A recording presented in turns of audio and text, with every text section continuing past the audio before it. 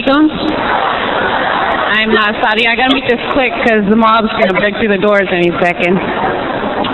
I'm from Winnipeg, Canada.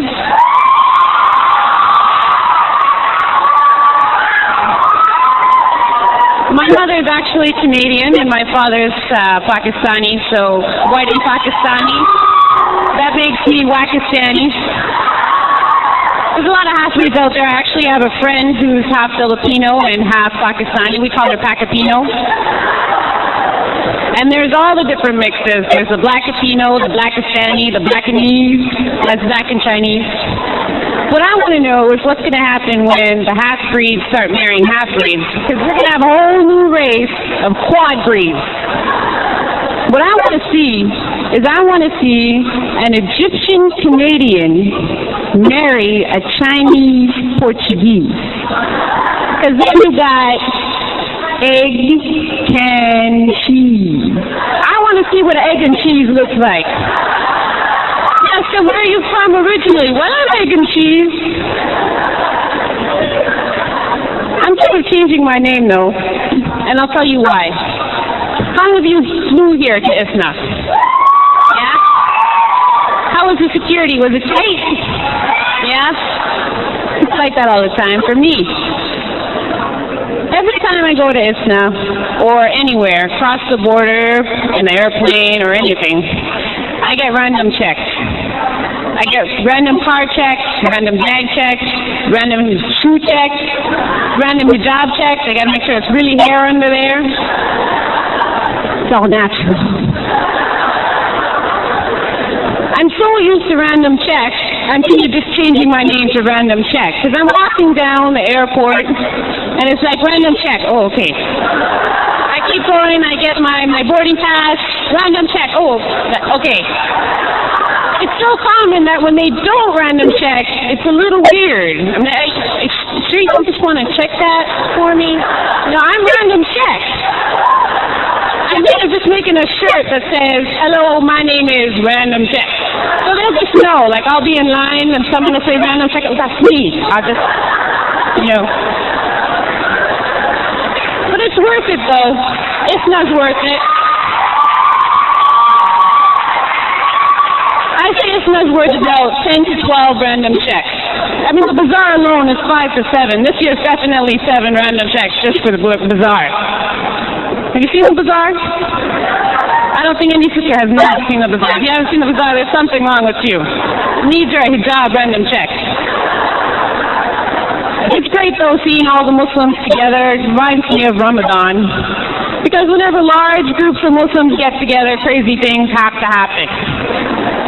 For instance, in Ramadan during Tarawih, or Tarawih, or if you're Pakistani, Tarawih,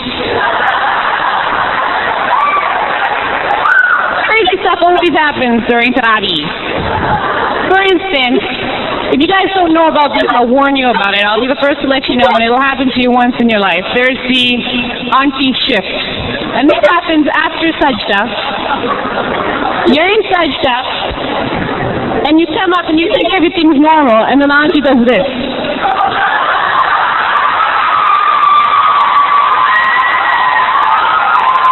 And if you're not ready for it, you're going to cause a whole domino effect down the line. And if you're at the end of the line, you're like, woo! So what you got to do, this is how you deal with auntie shit. You got to brace yourself as hard as you can and just ride it, ride it.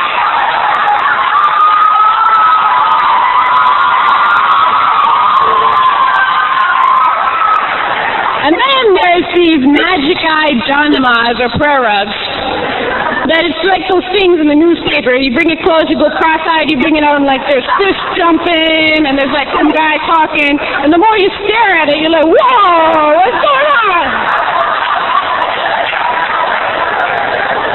And then the kids during Salah, oh my Allah. This one kid in the masjid, this is a true story, in Winnipeg. This one kid, I guess he just learned how to count. He decided to count all the ladies in the line. From the back. So you would start. 1. And you can hear your time coming. It's so hard hard to concentrate. You're like trying to listen to the ayahs, and you hear it coming. 2, 3, and you're like, I'm about 7. I know I'm about 7. It's about 6. Yeah, I think I'm 7. Then it comes. And I want to know, who gives these kids sugar before Salah? The suckers and the lollipops everywhere. You're like, oh my God. And then doing Salah, they're like tiny little tornadoes running around and bumping into each other, bumping into the walls.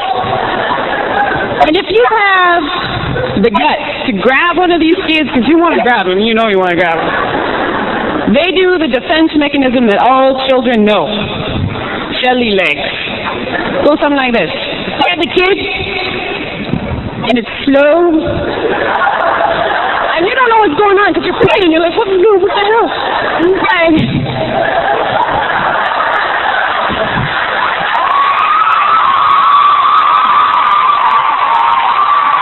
what I wish adults could have these defense mechanisms.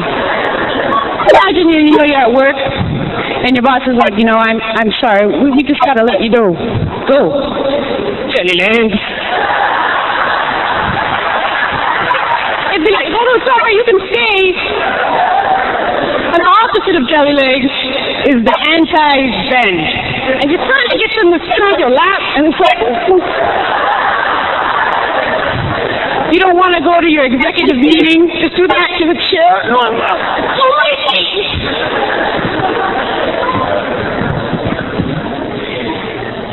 SubhanAllah.